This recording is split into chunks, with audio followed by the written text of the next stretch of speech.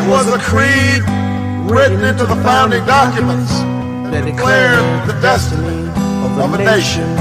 Yes, we can. It was whispered by slaves and abolitionists as they blazed the trail toward freedom. Yes, we can. Yes, we can. It was sung by immigrants as they struck out the distant shores, pioneers who pushed westward against unforgiving wilderness. Yes, we can. Yes, we can. It was the call of workers organized, women who reached for the ballots, a president who chose the moon as our new frontier, and a king who took us to the mountaintop and pointed the way to the promised land. From WBRN Radio in Boston and on the Boston Red Network, this is a special episode, Labor Day 2017. As many people are aware, Labor Day in the U.S. is celebrated in September. And this year, nonetheless, it's the same situation. It's a national holiday. For most people, it'll be on Monday. We are having our presentation on a Sunday because we have an episode of Monday Morning Quarterback on Monday. Anyway, on some of our outlets, that is. So we look at this Labor Day, and we'll see where it is. This is done on the 3rd of September, but nonetheless, we're in the right situation here. In most of the rest, of the industrial world and the world that's emerging, Labor Day is celebrated on the 1st of May. The holiday was birthed, what do you want to call it, in the city of Chicago to commemorate the 8-hour day, the victory of the 8-hour day. That was the victory, and thus we had Labor Day, the struggle of the workers there in the city of Chicago. And the commemoration has since spread over the world, from Chicago to the world, would be the topic to be. We'll start this one off with the conditions of workers. A nurse out in the city of Utah doing her job, and just listen to this. This is at a University Medical Center there, involving a detective that was wanting a blood sample that he could not receive because the patient was unconscious and couldn't give consent. This is from the Salt Lake City, the Salt Lake Tribune, and it is by Pamela Manson. Here we go. This is the actual video taken by a worker.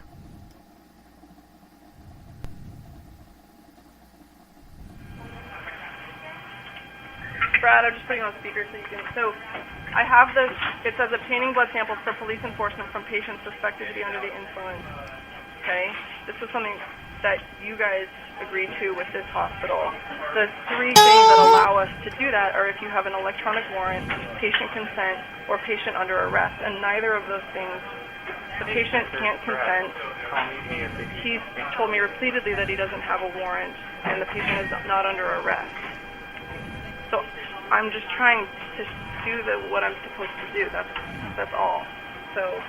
Okay, so I take it without those in place, I'm not going to get blood. Is that? Am I fair to surmise that? Alex, you're not representing. Yeah. Okay. Why is he continuing to blame you? I don't know. I have no idea why he's blaming me. I'm just representing. Why are you blaming the messenger, sir? She's the one that has told me no. Yeah, but sir, you're making a huge mistake right now. Okay. Like you're making a huge mistake because you're threatening a nurse. Okay. No, we're done. We're done. You're under arrest. We're going. We're done. Sir, I said we're done. I said we're done. Hey. Stop it. Stop! Stop! I said nothing wrong! I have administration on the way. Sir, please. Whoa. I have administration. She can sit in my car while they're coming. This is unnecessary, man. That was from the Salt Lake Tribune. And the nurse involved, this is footage from there, body cam, shows Detective Jeff Payne, and the nurse is Alex Wobbles, I suppose, Wubbels, in the position there, and the blood sample from a patient who had been injured on the 26th of July in a collision in northern Utah that left another driver dead. Wubbels said the blood cannot be taken from an unconscious patient unless the patient is under arrest, unless there's a warrant allowing the draw, unless the patient consents. Detective acknowledged in the footage that none of these requirements is in place, but he insisted that he had the authority to obtain the draw according to the footage. At one point, he threatened to take Wubbels to jail if he doesn't get the sample, and he accused her of interfering in a criminal case. Now, this is a normal situation that police charge people with, interfering with their process. I would go with a blood vial or body in tow, Payne said, after Wubbels consulted with several hospital officials and repeated the policy. Payne tells her she's under arrest, grabs her, pulling her arm behind her and handcuffing her. The footage shows the detective dragging Wubbels out of the hospital and putting her inside a patrol car as she screamed, "Help, help, somebody help me, stop, stop. I did nothing wrong." The University of Utah police officer and Department of Public Safety officials who provide security in the hospital were present at the time of the arrest and did not intervene. That was very unfortunate. As he stands in the hospital parking lot after arrest, Payne says to another officer that he wonders how this event will affect an off-duty job of transporting patients for an ambulance company. Oh, boy. I bring them all... I bring them all transits and take good patients elsewhere, Payne said. Part of the footage was shown Tuesday at a news conference by the Kara Porter, the Salt Lake City attorney representing Wubbels. The Salt Lake City, Bernard Shira, said the department started internal investigation, which is ongoing response to the incident. Payne was suspended from the blood draw program. He should be suspended from the department, where other officers are trained as phlebotomists. I hope I pronounced that correctly. Let's see. Phlebotomists. In the written report, Payne said he was responding to a request from the Logan Police Department to get a blood sample to determine whether the plaintiff had illicit substance in his system at the time of the crash. He explained the indigent circumstances implied consent law to Wubbels. But according to his report, he said her politics wouldn't allow me to obtain policy, to allow, and perhaps politics now too. Payne, who said he wanted the samples to protect the patient and not punish him, he said he was advised by Lieutenant Tracy, James Tracy, the watch commander on duty that night, to arrest Wubbels for interfering with a police investigation if she refused to. Tracy said in his report that he spoke on the phone with Wubbels and told her he believed that they had implied consent to get the sample, but she cut him off and said he would not be allowed to draw without a warrant. He then went to the hospital and tried to tell the nurse why she was in custody, but she appeared not to want to hear any explanation, Tracy said. Porter said implied consent has not been the law in Utah since 2007. The Supreme Court ruled in 2016 that the Constitution permits warrantless breath tests in drunken driving arrests, but not warrantless blood tests. No claim of lawsuit had been filed, Porter said, but she has been discussing it with the Salt Lake City Police, and she believes the department will educate his officers. Warnsby said she heard anecdotally of other healthcare workers being bullied and harassed by police, and this is what this is all about on Labor Day. I can't sit on this video and not attempt to speak out both to re-educate and inform. She said police agencies need to be having conversations about what's appropriate intervention. Warnsby said, who was not charged, said she watched the footage 4 or 5 times, and it hurts to relive it. She never said no when Payne asked to take the blood sample. She merely explained the hospital policy. Porter said Warnsby declined to release information about the patient, but warrants report identified him as William Gray, a 43-year-old reserve officer in Rugby, Idaho, who suffered burns during the crash out in Cache County. Gray is a truck driver when he's not serving as a reserve police officer, according to Idaho Journal. Gray was driving a semi north on a road when a man fleeing the Utah State Police crashed a pickup truck into him head on. He's lucky to be around, and Gray was on fire when he exited the semi. The driver of the pickup truck, Marcus Torres, died at the scene. So this is it, and we'll put some pictures up of this, and this is where we end. Let's see if we can get the news conference here. I'll pause this for a minute. Continues to work closely with the hospital staff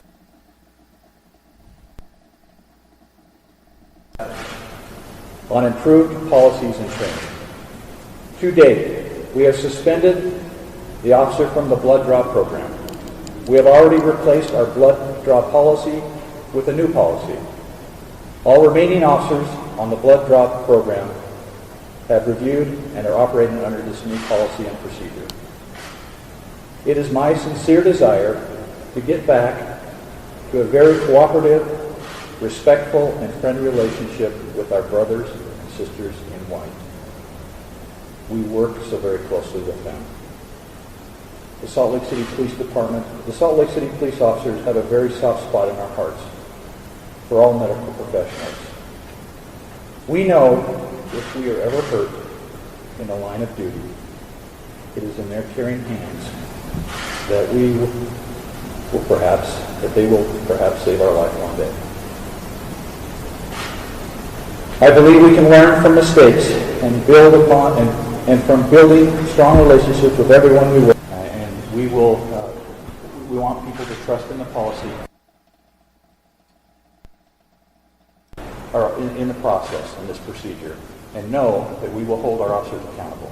So, the Civilian Review Board is also running a parallel investigation into this. And I am being respectful of this investigatory process that is underway.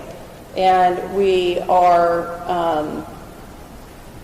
hopeful that these investigations that are occurring on a parallel track will be resolved quickly, and then we will have our path forward from that day. Back to the use of force, though. I mean, why would it ever be necessary for what we saw in that video for a law-abiding woman who was just doing her job? It was not necessary, and that's what we are here to say. And we are truly apologetic.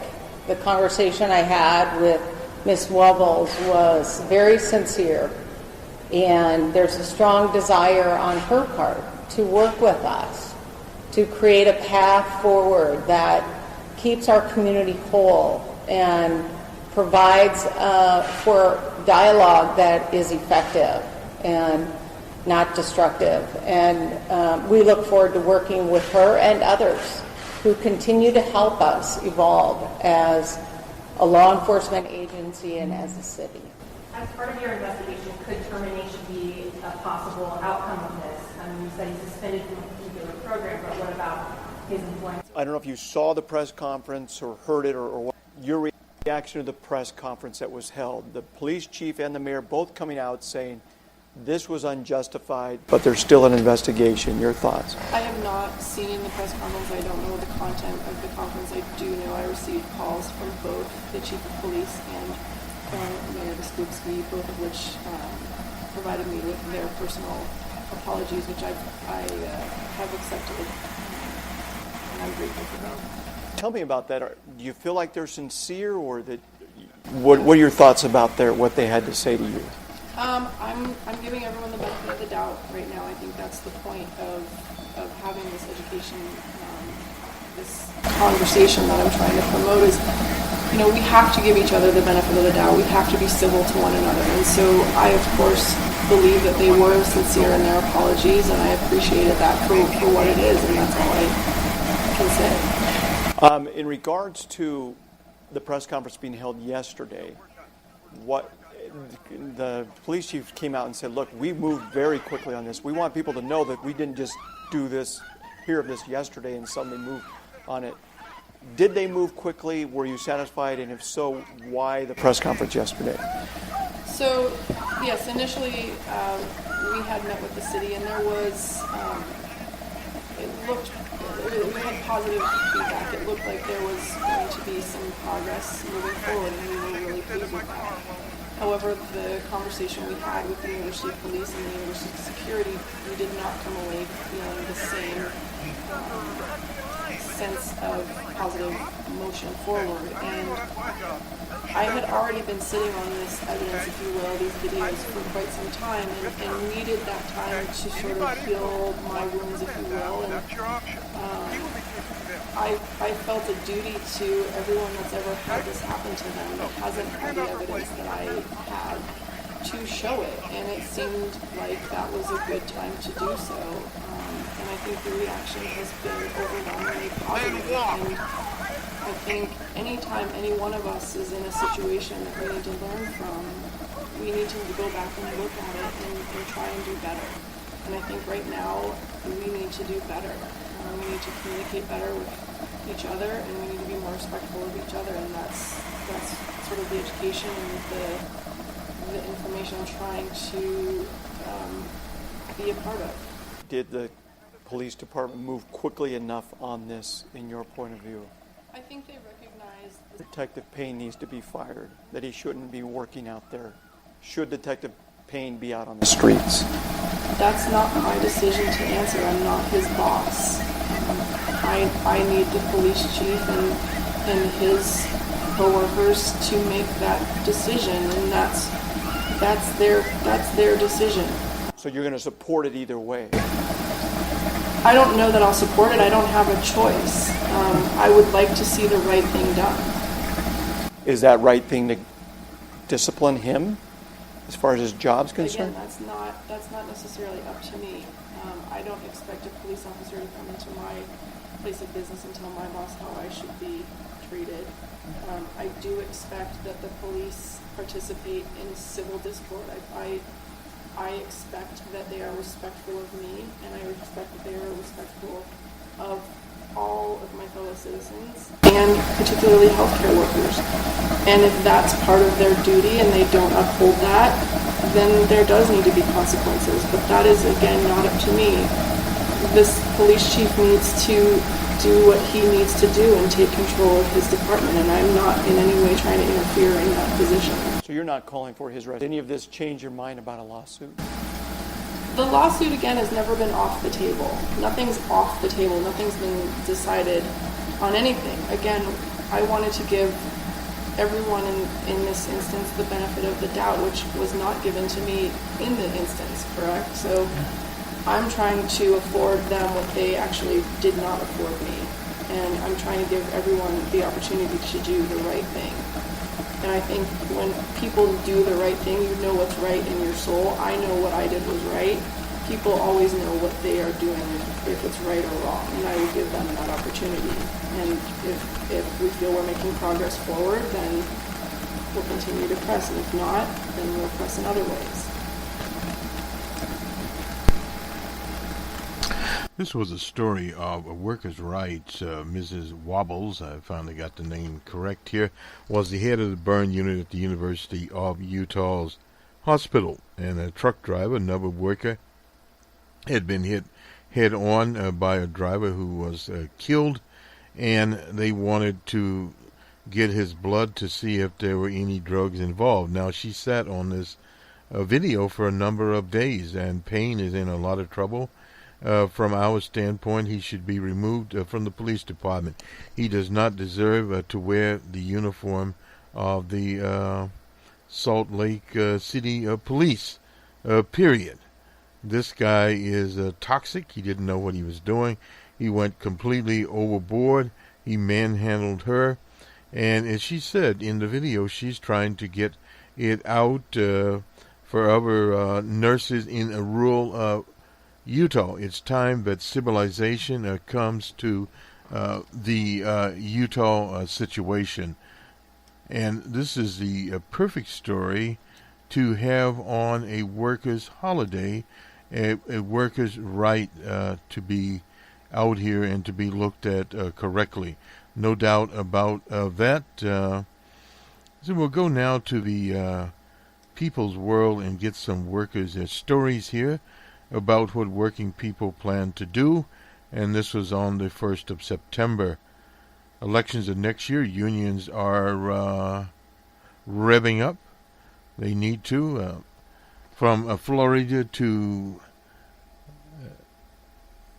Illinois to Ohio to New Mexico to Michigan. That's just for starters. Unions have already endorsed gubernatorial hopefuls. In Iowa, the service employs Local 199. President there, Glasson, is upset, we'll say, by anti-union, anti-workers actions of the ruling Republicans, both in D.C. and in Des Moines, Iowa. She threw her hat into the multi-candidate Democratic gubernatorial race. That's a good idea. The governor's race are important to workers and their allies, especially next year. That's because all but one or two of the 36 governors to be elected next fall will have the power to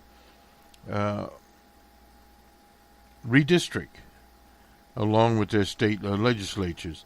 That since the Republicans have been successful at the polls, we'd say with the help of the Koch brothers, in the 2010 election, they created a gerrymandering lock on anti-worker legislation.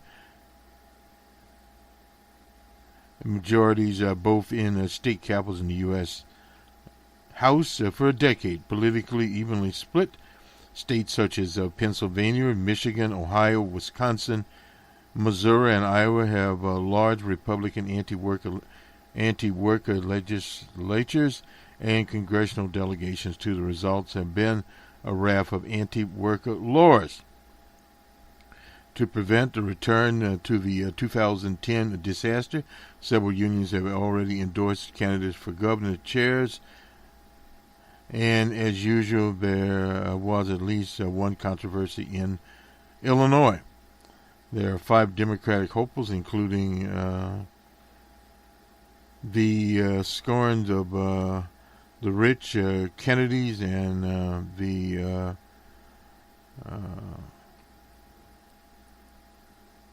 I forget how to pronounce her name there, Klan,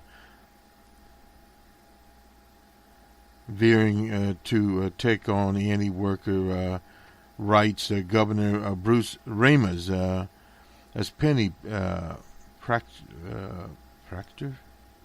Anyway, in June, the Illinois AFL-CIO endorsed Chicago billionaire J.B. Prickler, whose family owns the Hyatt chain. In the state federal Central Committee voted for Prickler, defeated Chicago businessman Chris Kennedy, a son of the late Attorney General, and Robert F. Kennedy. State Senator Dan Bice, Representative Scott Drury, Chicago Alderman Paswa, I suppose, and Bob Depler, school superintendent from Southern Illinois. Remus is running for re-election, and the Illinois labor movement needs to put its collective resources behind one qualified candidate. That's the State Federation of President Michael Kerrigan. said in explaining the early endorsement, Pricker would empower workers while not shifting more power and wealth to corporations there. But the endorsement drew a lot of opposition from the labor newspaper of Peoria, reporting the building trades backed Pricker's, but the AFL-CIO Central Council 31 service employees and teachers all opposed. All three represent state workers whom Reimers has targeted. And Bass reminds listeners that Pricker's hotel chain is resisting unions. That includes illegal firing of pro-union workers. The runner-up drew a parallel between the state federation's early endorsement of Pricker's, I'm mispronouncing his name, and several unions' early endorsement of former Hillary the Monster Clinton, and the enthusiasm for challenging Bernie Sanders. Kennedy told the Cook County Democratic Central Committee of Illinois voters and the unionists would reject such an early pick in the back room. And this has hurt trade union movements for a very, very long time. Now, out in California, the California Nurses Association, the largest one, it rose as there, and most influential statewide sector of the National Nurses United, endorsed Lieutenant Governor Gavin Newsom. He's a former mayor of San Francisco. Newsom had been a trailblazer, said Roseanne DeMarco. I wondered about that. Anyway, after 1,000 delegates to the state convention voted for him, he set a standard on issues that were always popular as mayor, from universal health care to same-sex marriage. He's naturally our ally. He also did some other things to attack the homeless. This is a big deal, said Newsom's first endorsement of my campaign. He stressed his efforts to combat poverty and income inequality and his backing of the single-payer campaign. Well, part of the problem with him when he was the mayor, he's the man behind such programs as not give directly to homeless people, but give to establishment charities. So it is not as they are presented here. I don't know why Roseanne DeMarco presents this there as a trailblazer. But we'll see. In Florida, the steelworkers endorsed former Representative Gwen Graham. She is the daughter of the former senator and governor, Mr. Graham there, redistricting her out of her House seat after one term. Her main competitor is Andrew Gillum, the mayor of Tallahassee, who has endorsements from state and local politicians. Graham counted with backing of the USW, and from Emily's list, she would naturally get those. And the right-wing governor there, Scott, a former for-profit hospital chain CEO, is term limited. He's running may run for the U.S. Senate and hopefully get defeated. Daniel Flippo, Florida working families deserve a fair shake. That he's the steelworkers district there. Florida working families suffer under policies that give more power to the richest and most powerful amongst us. Scott pushed tax cuts for special interests. Nothing new right there. Gwen Graham is clearly the best choice to represent the interests of all Floridians. That said the steelworkers, President Leo Garland. She fought for policies to lift workers and our families, including her support for laws to ensure fair pay, protection for workplace discrimination, and also support smart investments to create new manufacturing jobs by rebuilding Florida's crumbling roads and bridges. In Ohio, the Cleveland Trades and Construction Unions joined two other unions, the Painters and Pipe Fitters Local 120, in the early endorsement of U.S. Representative Betty Sutton, a pro-labor, a pro-worker labor attorney whose father was a Boilermaker for governor there. John Kirsch is term limited. The Democrats in Ohio have really had problems trying to get strong candidates who can run statewide. They've been sort of decimated for a long time there in the state of Ohio. The Cleveland, Building Trades Executive Secretary, Dave Wondlinski, told the Ohio Labor Citizen, "I spent my life standing up for working families, the laborers, the firefighters, the teachers." As Sutton told a plain dealer, "I want to be the governor." Betty Sutton is a good woman. She is the U.S. representative there. And in New York, Cuomo has already said he will seek a third term. There are some unions grumbling about Cuomo in the run-up to 2014. The Working Family Party, which usually cross-endorsed Democratic hopefuls, barely backed Cuomo at their convention and should not have. In New Mexico, several days after Florida's endorsement, the UAW Steelworkers Union there backed Michelle Grisham for governor there. District 12 backed Grisham, a strong voice for American families. Susan Martinez is eligible to seek re-election next year.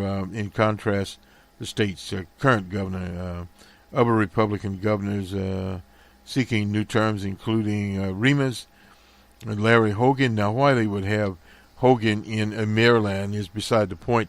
And in the Commonwealth, old Charlie Baker. Charlie Baker should be removed and remanded to wherever Charlie Baker came from. In Michigan, the carpenters, who are independent from both the AFL-CIO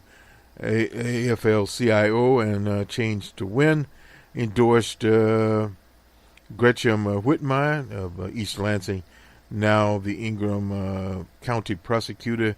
The union has 14,000 members in Michigan. Michael Jackson praised this Secretary-Treasurer Whitmire leadership in the fight against right to work, which the GOP legislature passed, and right to work in Michigan under Gateway Snyder. We'll look at that. I'm not sure. In Michigan's basically the same thing as finding a candidate that can win there. In Iowa, Cathy Glasson, there is a president of SEIU Local 199. And intensive care registered nurse, like Mrs. Wobbles there, 58, has already thrown her hat into the ring. It's time for bold progressive leadership in the governor's office and legislature. Glasson said in her video announcement there. Glasson isn't the only unionist seeking a prominent office. There are two in the state of Wisconsin, one running for governor, the other for U.S. House.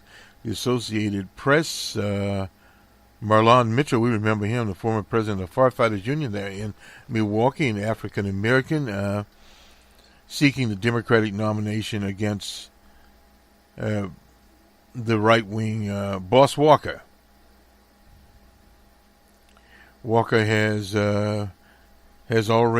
more campaign in the bank, cash in the bank for his reelection, from his reelection in 2014.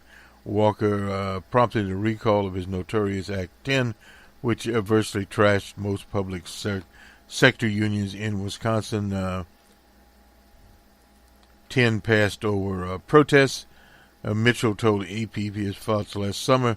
Pro-worker Milwaukee businessman Andy Glocknick, I suppose, a first-time candidate who's considered the stronger candidate, launched his gubernatorial campaign. Meanwhile, iron worker Richard Bryce of Keosha seeks the Democratic nomination to run against Pauli Ryan. "I don't need a law degree, nor do I need a doctorate. I need ears to listen." Bryce, did I say Bryce? Bryce said in his introductory video. Bryce's big issue, which may be a big issue for other Democrats next year, is the GOP health care bill that Tommy Ryan sponsored. anti-Walker unions pushed Brycey into the House race. He got involved by campaigning against Boss Walker.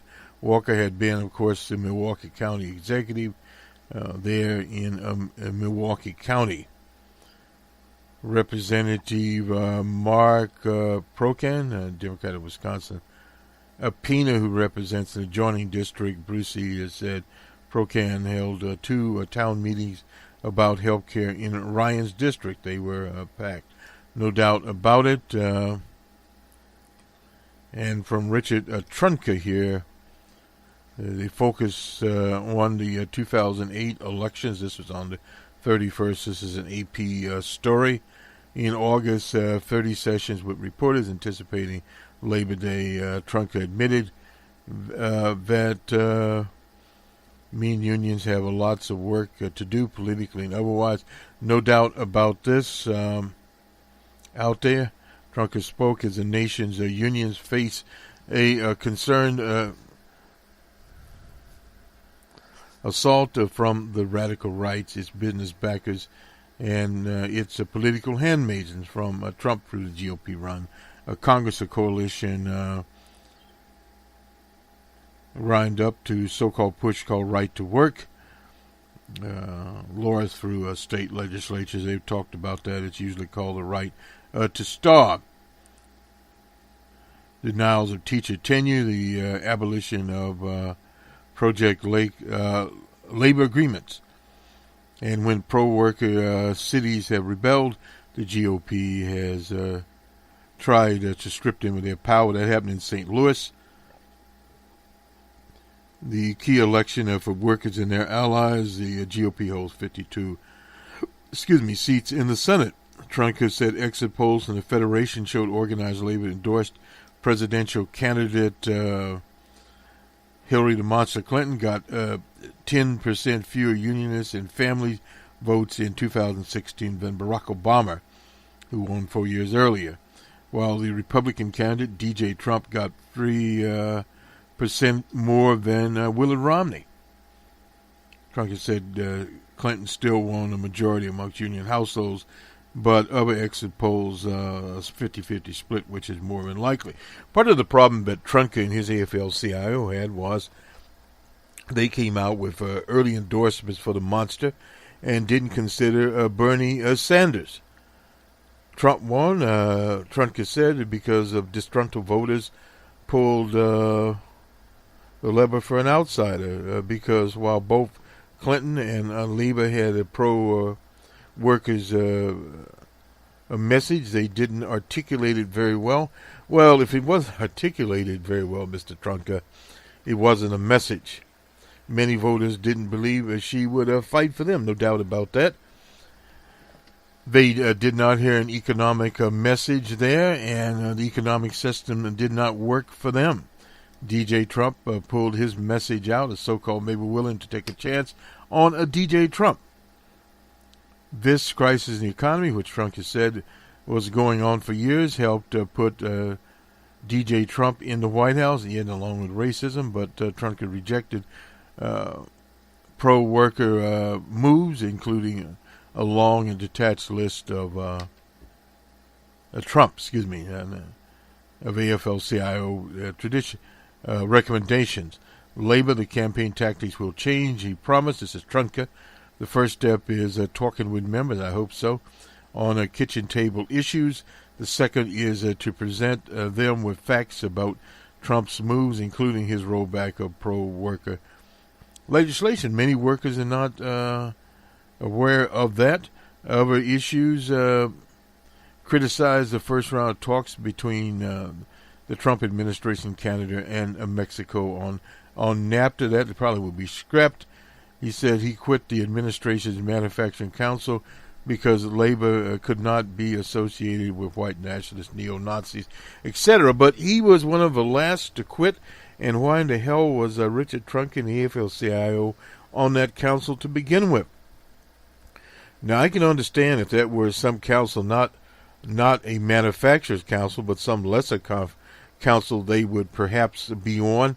But again, it was inappropriate. Trump could use Infrastructure and Affordable Care Act as examples. Said if the administration produces a viable $1 trillion to rebuild roadways, etc., airports, infrastructure, unions would support it. But by contrast, to repeal the Affordable Care Act, they would not support. Part of the problem here is that the AFL-CIO and many of the large traditional unions have been traditional. They went for the cookie-cutter approach, and that has got them nothing. And now they are locked out. They lost with the monster, in a bitter loss, in fact, 80,000 votes separated them in Wisconsin, in Pennsylvania, Ohio, and Michigan. But beyond that, business as usual, or what we call corporate trade unionism, has destroyed the American Workers' Union. It's sort of like I was talking to a fellow that was married to a trade union official at times several years ago, that he looked at it as being a corporation or company. Well, that look is gone, because as the late great Senator Kennedy would say, an out of business sign has been placed on those companies. They're out of the game. They're no longer in the game. Those unions, they are not needed. And DJ Trump, appealing to working people, it now appears that many of the economic promises he had said will not be fulfilled. Now, we don't know about the tax cut, but looking at the latest news on the economy, and he criticized President Barack Obama for instances where 150,000 jobs were produced. He's in the same situation. Also, he has Harvey that will have impacts upon third quarter GMP. So it's upward and up and down situation. It is still a situation out there that's very, very fluid. The retail sector is taking a bath, the brick and mortar stores, but behind all of this is the demand process. And also at the same time as robotics, analytics get to be better, self-driving cars, self-driving buses, self-driving semis come in the next few years, more and more jobs will disappear. And that in itself, now you have the Walmarts of the world and those kinds of places that are where the unions are pushing. You have the governmental sector, but the GOP is trying to dislodge workers there, cut back workers' pay on a federal level, which means that will also be on the state level.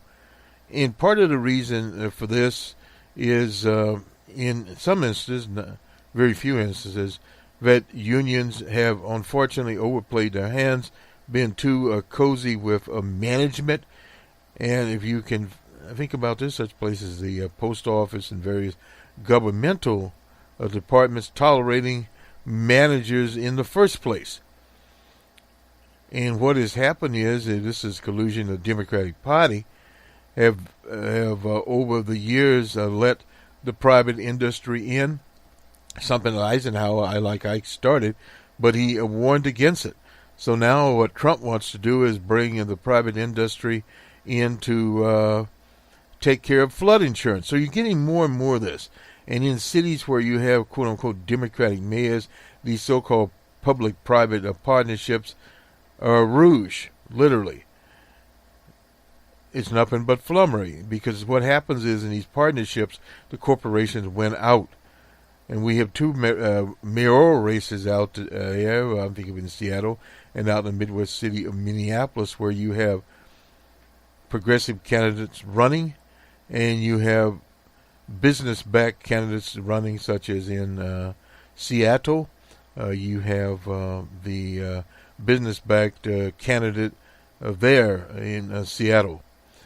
And then you have Ms. Moon, who is a progressive, not as progressive as Nikita Oliver would have been, but somewhere in between, not as bad as this Newsom character out in California.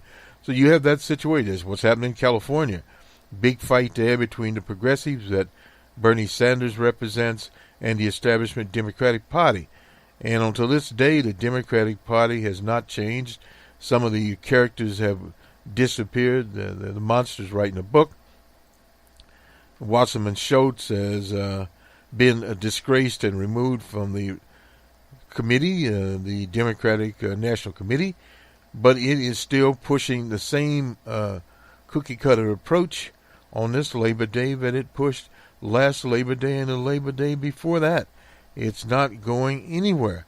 Now, perhaps there will be, as they say, some type of a relief in that DJ Trump's numbers are as low as they are, and the Republicans are trying to get their quote-unquote health care bill, which is no health care, to repeal Obamacare.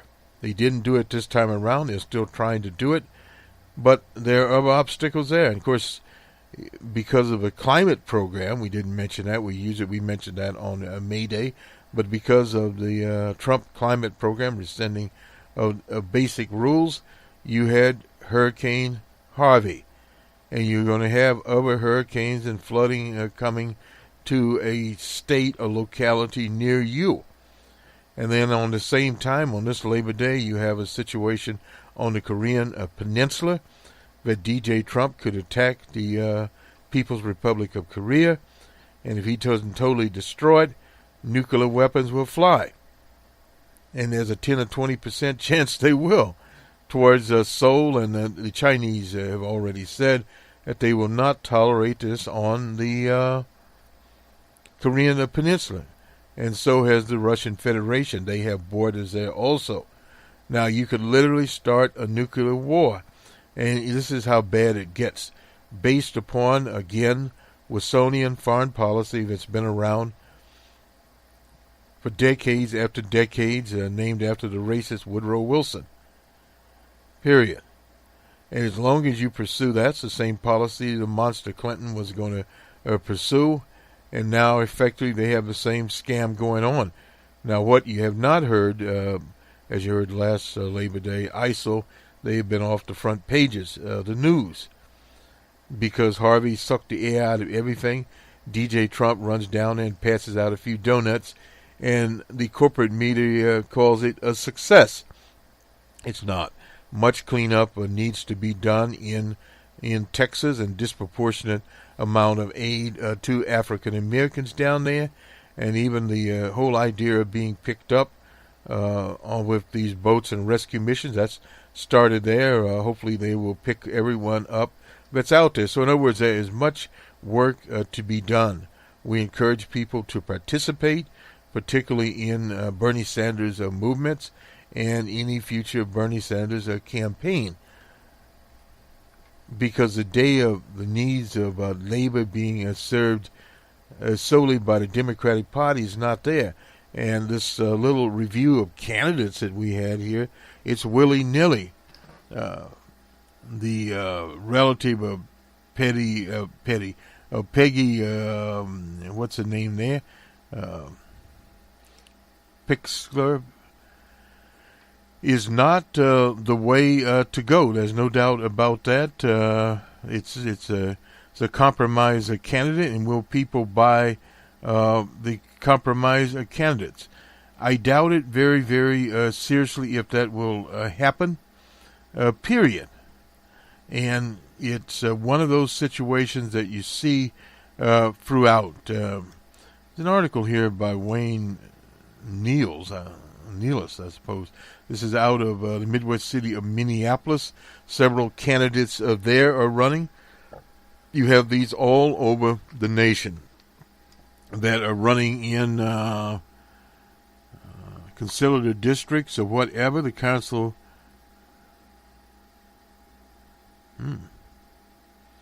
currently has no African American members, though they comprise 20% of the population. There are possibly 3 could be elected from various wards there. Now, that is a step back. Years in the past, they have had that. Samantha Stinson, an African-American and former U.S. Army veteran, is running with the Green Party endorsement. She's endorsed by the Firefighters Local. Another activist group is playing a role in their neighborhoods, organizing for change in certain areas of the city. And also there is an African American, Nakeemer Levy Pound, a former law professor and the head of the local NAACP, is running against Bessie Hodges, a progressive, the mayor now out there. Another sign is the role of local affiliate Our Revolution, as Bernie Sanders endorsed some candidates for minor positions, period. So Lindell French is another African-American person running. But in these cities where there was an impressive run by an African-American, the People's Party out in Seattle, Nikita Oliver. And she came within a percentage of points, actually, of winning and going into the runoff period. I'll do one other article here. Changing demographics mean workers today need new protections. There's no doubt about that. Talking about domestic workers, they've been around for a long time. 2/3 of women with children under the age of 5, 6, and 7. 7 in every dozen. That's 12 mothers of children under the age of 1 work. Stereotype American workforce. Harken back to the 50s. Daddy went to work, mommy stayed home. Can't happen these days. It doesn't apply to African Americans, Latinos, other minorities. Now it applies to fewer and fewer families in the broader dominant groups of Europeans, that is. By 2015, 2/3 live in dual earner households, and nearly 1 1/3 of children today do not have live in 2-parent households. Many reasons for this. The workforce has changed, no doubt, and still the basic assumption demographics of the 50s. The report uses a new data, part of the argument for enacting federal family leave laws to protect people. The Trump administration tried to move it out. While Bill Clinton signed the Family and Medical Leave Act, that was 1993, George H.W. Bush had vetoed it. But covers unpaid leave and exempts firms with 50 or less people. And here comes Rose. This is in Connecticut. Nonetheless, Ivanka Trump talked about it, but she lied. Other Republicans on Capitol Hill, state legislatures, kowtowing to their business interests and ideological backers. Jobless benefits, those are pretty much, they're out there, but pretty much non-existent. Flex work hours, some places have that, but the congressional Republicans have prevented flex time. So there's a lot of things going on here that you don't see and hear of as much as possible. Higher pay for working women, especially working women in family-centered occupation like Ms. Wobbles, caregivers for the elderly, etc. The service employees thought the Democratic Obama administration tried to rewrite some rules. DJ Trump has erased those. So you have those things going on, extending temporary disability insurance to cover parents of newborns nationwide. California, New York, New Jersey, Hawaii, and Rhode Island already do. Small increases in payroll tax on workers overall. One problem, these programs typically pay 50, and that has always been the case. I used to work with disabled workers to get better benefits. 50 to 60% of the wages were there. It used to be more than 70%, and that's typically now from 6 to 8 weeks. Workman comp has went literally south. The gap between middle and upper income workers has widened. Upper income households hold 49% of the aggregate household income, up from 29% in 1970. That is from Pew. and it's worse than that as we go.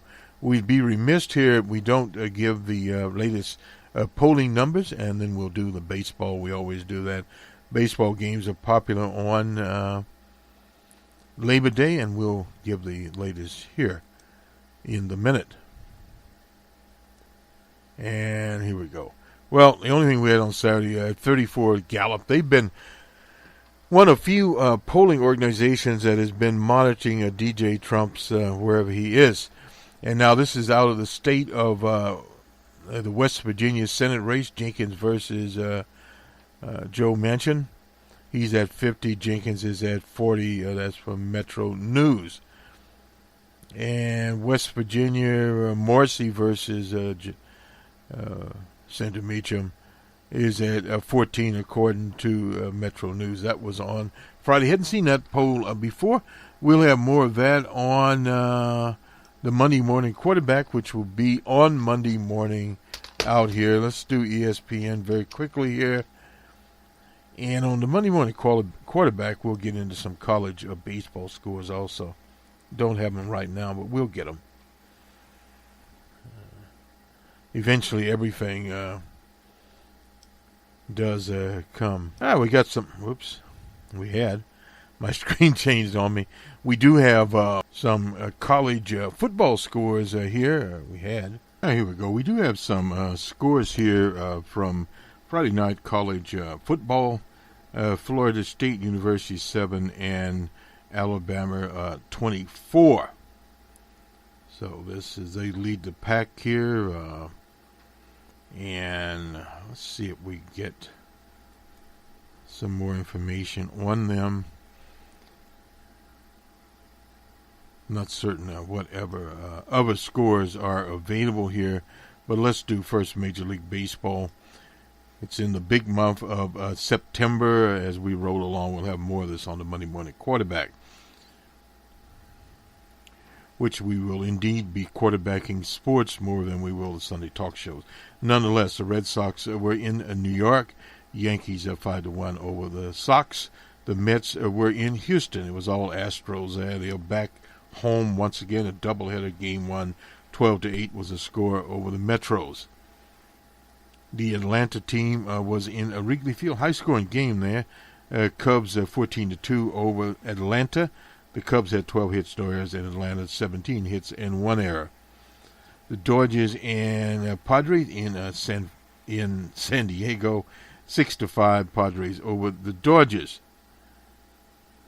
And in 10, the Cardinals were in San Francisco. The Giants finally win a game 2-1.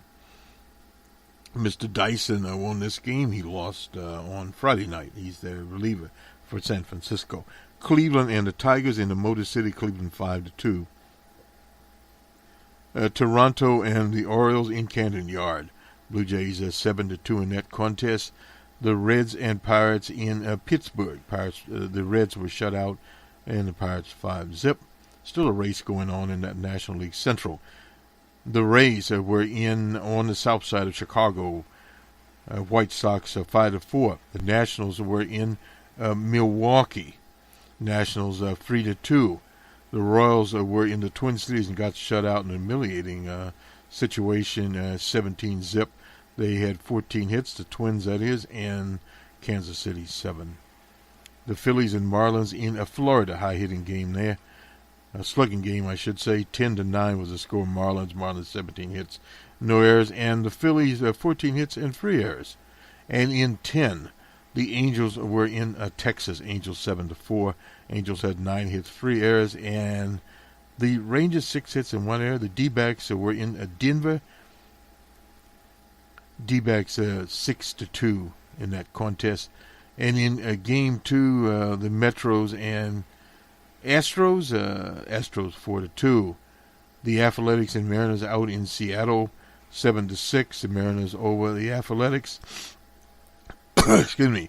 The Athletics had 11 hits and 2 errors, and the Mariners 10 hits. And finally, the LA Dodgers in San Diego. Padres 7-2 in that contest. And away we go there. I don't know. I don't see anything other than that.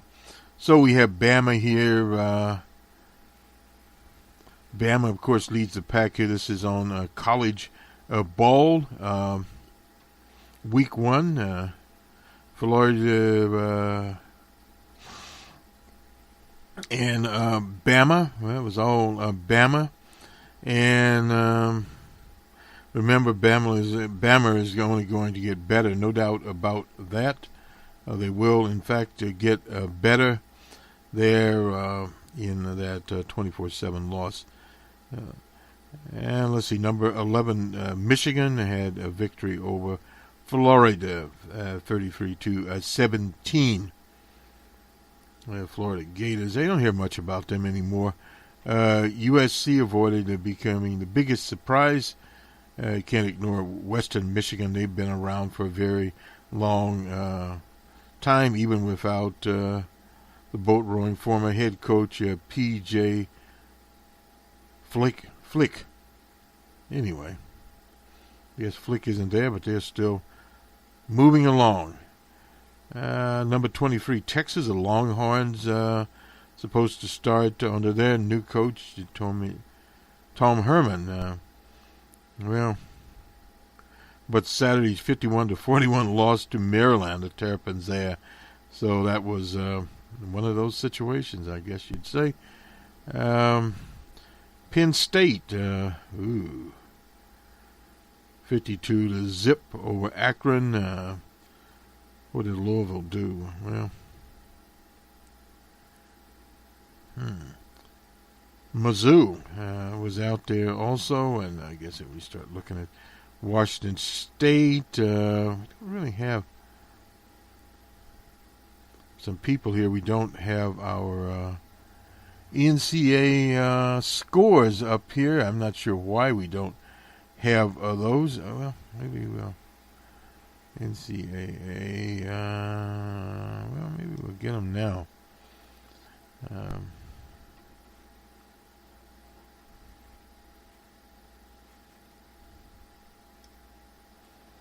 And maybe not. Oh, whoops. Sorry about that.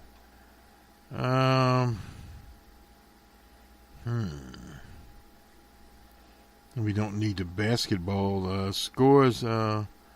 Wait a minute here. This is ESPN, so we have to kind of figure out exactly where we are going here.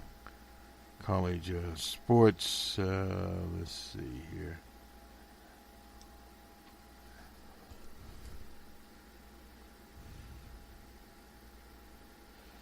Well, we should be able to find football. A day you can't find football is almost utterly impossible, I suppose you'd say. Yeah.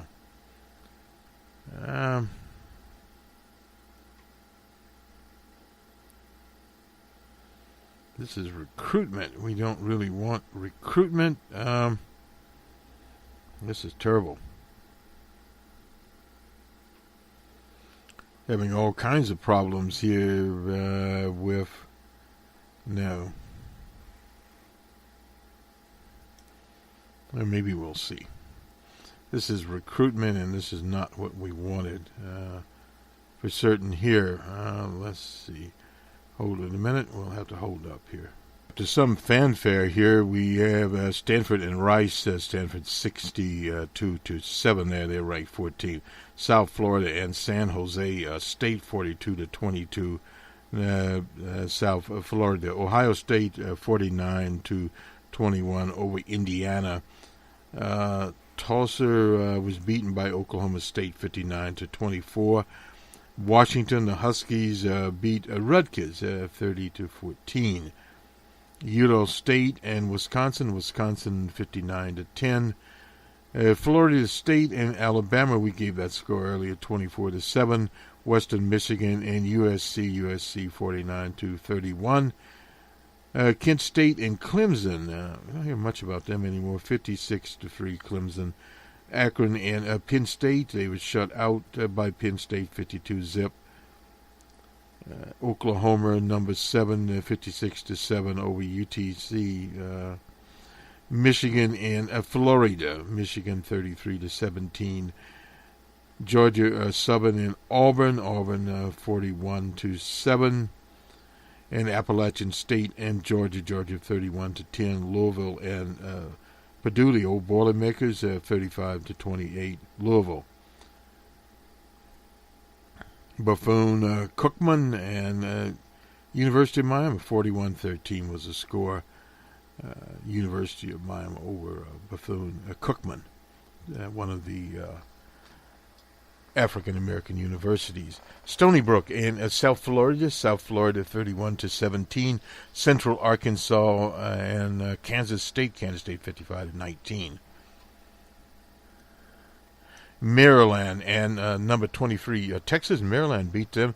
The Terrapins, Montana State, and Washington State. Montana State was shut out 31-zip. BYU and LSU. BYU was blanked 27-0. And on Labor Day, Monday, Tennessee and Florida Tech. And I think there's some games today on Sunday in college ball, of all things. What do we have? Oh, West Virginia and Virginia Tech will be at 7 o'clock.